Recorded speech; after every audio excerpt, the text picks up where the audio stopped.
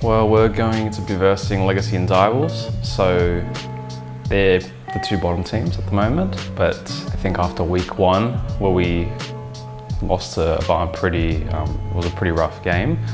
We can't afford to lose any more matches in the first week of going 0-2. I'm pretty excited going into these games because it's more of a week where I get to find out where I am as a player, where I position myself against people who are mechanically good and in their role. And there's also a week that we can't really underestimate our opponents because the OPL is extremely competitive this split and anyone can take games to anyone, especially in the best of one format. We're going to definitely prepare as much as we were preparing for Bombers, as much as we were preparing for everyone.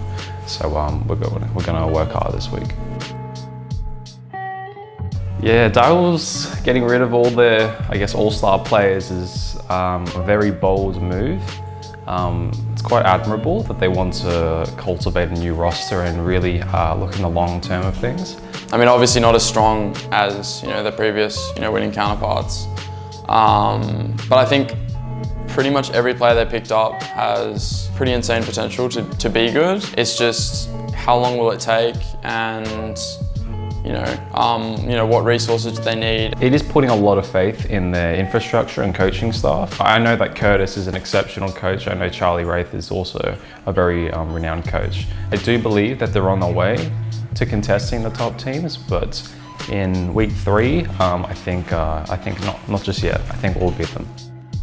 Going up against Legacy, I don't really find myself thinking about how I used to be on the team or anything anymore. It's just another match against another team. I think they're really good players individually. I think everyone on that team is individually pretty good, but I think it'll be interesting to see the approach they take as a 5 versus 5 game, how they want to play the game, whether they want to play through Pat Bryce top, whether they want to put Guts on carry junglers or Chaz on carry mids, put their bot lane on sort of mages because they're more comfortable playing that sort of top lane bot lane style, or yeah, just look for the 5v5 head ram, which seems to work a lot of noise.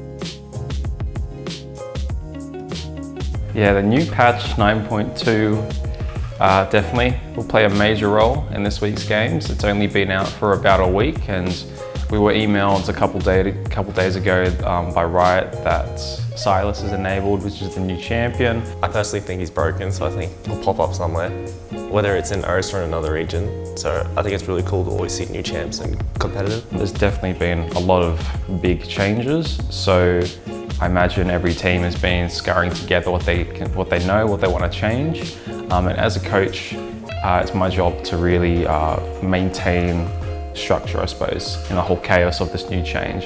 So maintaining that we're practicing our big concepts and we're not getting too carried away by the new champions and all the other item patches, and so it is an interesting week. I think I'm confident in the preparation we've done this week. I'd say so far it's been a pretty tough week. I think everyone's put in a lot of effort. But yeah, like I said, it's really anyone can take the games every week, so I sort of go in with the same mindset no matter who we're versing.